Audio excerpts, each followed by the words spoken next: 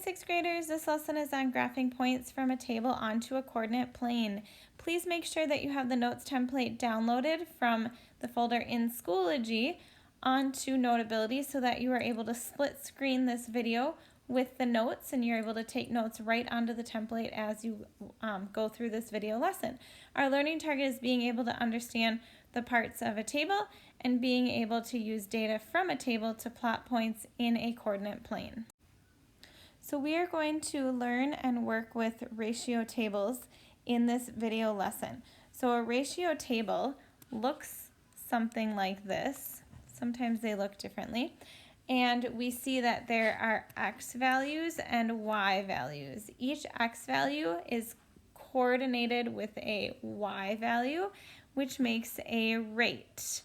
And we can see then that each rate, and it's split up as x and y values, then is written as ordered pairs, which we know what ordered pairs are from our last couple lessons.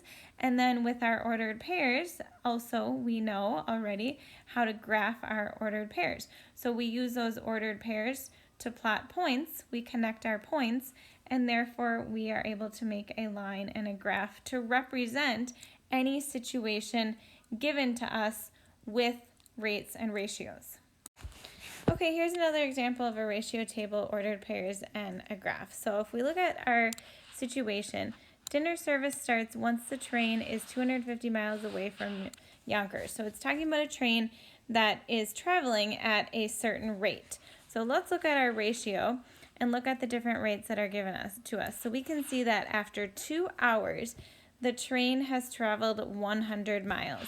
So hours is going to be our x, miles is going to be our y, because miles depends on how many hours has traveled. So if I go down here, my rate is 100 miles for 2 hours. So let's look at this right here, and we could see if we've traveled for 10 hours, we have gone 500 miles. So we also have the rate 500 miles over 10 hours. I can see that 100 times 5 equals 500, 2 times 5 equals 10. So these are equivalent rates. So all of these rates in our table are equivalent. So if we look back at 2 and 100, the ordered pair then would be 2, 100, and then I can go to the graph and I can notice that this graph, so since hours is x, that means hours is on the bottom because that's my x-axis, miles is on the side because that's my y-axis, and then I can see my x-axis has intervals of 2. All graphs have different size intervals, so you have to make sure that you see how it is set up based on the situation. And if you're creating a graph, you want to make sure that you create intervals based on what works for your situation. So we start at the origin, we go over 2, we go up to 100, and I put my point there. Then I go for 200, so I go over 4, up to 200, put my point there. We would put all of the points on, but I'm going to skip some for time purposes. So then 10, 500, I'm going to go all the way to 10, up to 500, and you wouldn't do all these dots. I'm just doing them for so you can see what I'm doing. So then notice that my points all line up on this line. Normally you would be plotting your points and then drawing the line. There would be other points that would fall here. And then we take it and we draw our line in between. So now this line represents our rate, which we made into the ratio table. We made ordered pairs, and then we drew it into the line on the graph.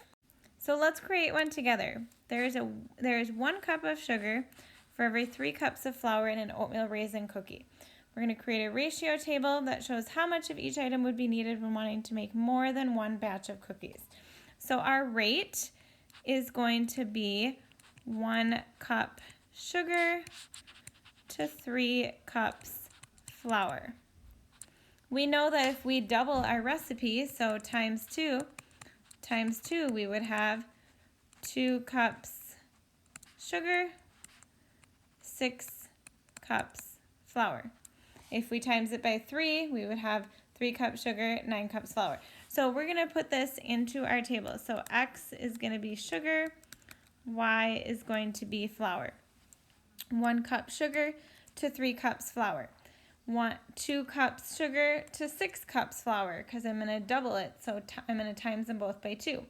If I'm going to triple it, then it would be 1 times 3. 3 times 3 would be 9.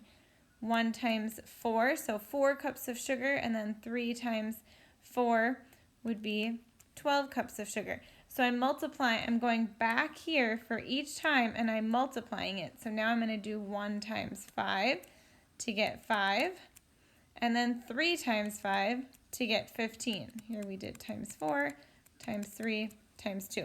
My ordered pairs then will just match up, coordinating, and you can see this table has the X, Y, and the ordered pairs right in it. Then I go to my graph, and I'm going to plot all the points. So I start at the origin, 1, 3. So go to 1, up to 3. There's my point. 2 over to the right, up to 6, and I notice I have different intervals. My X values have intervals of 1, my Y values have intervals of 3. And then we go 3, 9, 4, 12, and then 5, 15, and then I connect the points, and there's my line. And now that shows that if I had a bigger graph and my line went out further, I could use my graph and I could go, how many cups of flour would I need if I was at 10 cups of sugar? So then I would go all the way to 10, go up, and I would see where it fell on my graph, and then that would tell me how many cups of flour I would need. Let's do another one. To earn some spending money, Kinsley makes beaded bracelets to sell at craft fairs. She uses 8 blue beads for every 5 red beads. So here's an example of a ratio table, except it's set up horizontally instead of vertically. I'm going to look down at my graph that's already given to me, and I can see that blue beads is on the bottom, which is the x-axis. So I know that that's going to be my x, which tells me red beads on the y-axis is going to be y. Sometimes you have to think about it. Is there one that depends on the other, and that's going to determine if it's X or Y as well. So then I look up here. Remember, 8 beads for every 5 red. So this is already filled in. Now we look here, and I can see, well, to get to 16, I have to do 8 times 2, which means, so it's kind of like, so if we have 8 blue, to 5 red, it's just like finding an equivalent ratio. If I wanted to know what 16 over what is equivalent, 8 times 2 is 16, 5 times 2 is 10. So I know that if I'm doing times 2 to my 8, I would do times 2 to my 5, and I would get 10. 24, 8 times 3 is 24, so then 5 times 3 is 15. And then for 32, 8 times 4 is 32. 5 times 4 is 20. So we said blue beads are our X. So we have 8 blue beads with 5 red beads, 16 blue beads for every 10 red, 24 blue, 15 red, 32 blue, 20 red. So this tells me that for every 32 blue beads, there needs to be 20 red. Then I go over to my graph and I graph it. So start at my origin, go all the way to 8. Now I'm noticing that my graph, the X intervals are by 4 and my Y intervals are by 5. So I need to look carefully at how they are spaced out. It's not always going to be perfectly numbered on what you need. So you need to make sure you can see, and then if you're creating your graph, you want to make sure you're creating it based on the numbers you have. If I'm going all the way up to 32, 4s make sense, 2s make sense, maybe 5s make sense, but on our other graph, remember it went by hundreds, that wouldn't make sense because I need to get to numbers before 100. So we have 8, and then we go up to 5, and we draw our dot. And then I do 16 up to 10, draw my dot.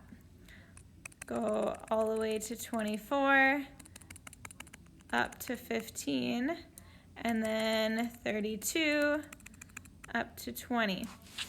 So then I would have my line, connect my dots, and draw the line. So again, we have ratio, ordered pairs, and a line that goes with our ratio table.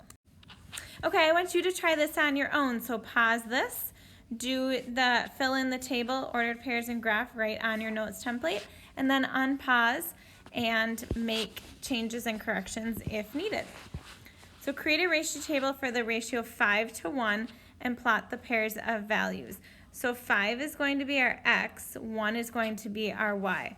So if x is 5, y is 1. So it's saying for every 5 x's, we have 1 y.